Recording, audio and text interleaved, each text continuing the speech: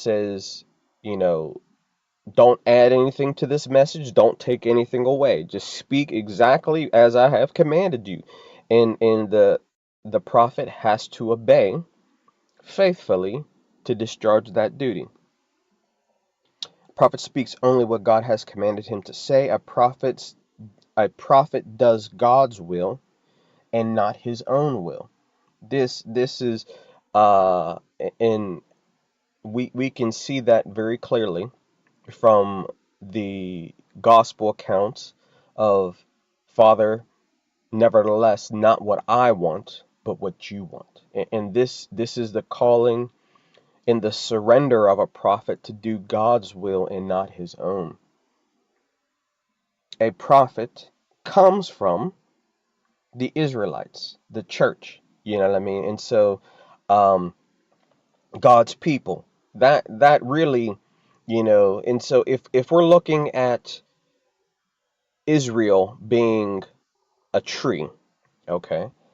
The fruit of that tree being a prophet, a priest, a king, you know what I mean? So um the Israelite tree, the church tree that bears good fruit, that is who God selects um to bring his message. He's not going to take a bad tree that is, dead and dying and decaying, and take that tree and say, hey, now this is my prophet. No, God takes from the good tree of his people.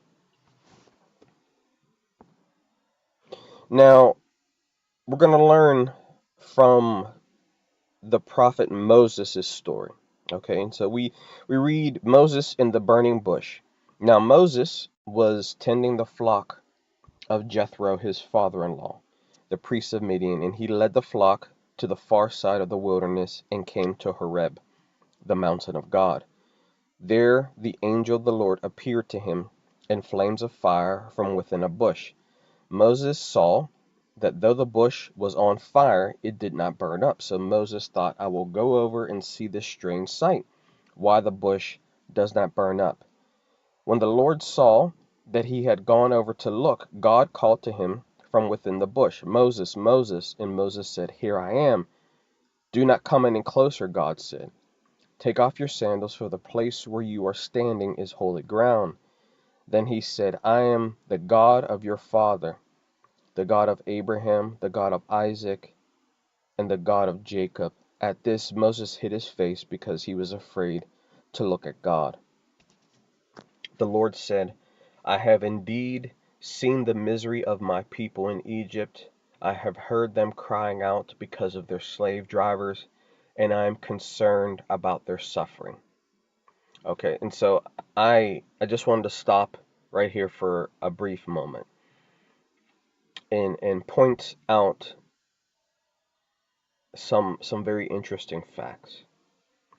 First of all, I want to draw attention to the fact that the Lord sees the misery of his people. Okay.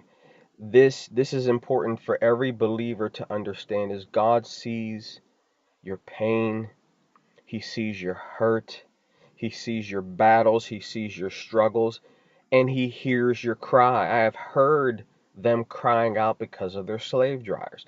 God sees your misery and he hears your cries when you cry out to him. And God is concerned. I am concerned about their suffering. So I just, for every believer out there, and I stand here speaking this lesson, I'm also thinking about my battles, my misery, my pain, my crying out. In this, for me at least, comforts me to know that, okay, God sees my misery. He sees my pain. He sees my struggle. He hears me.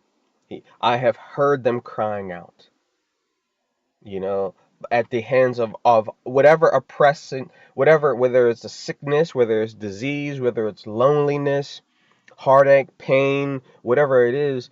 God hears your cries. God sees your misery.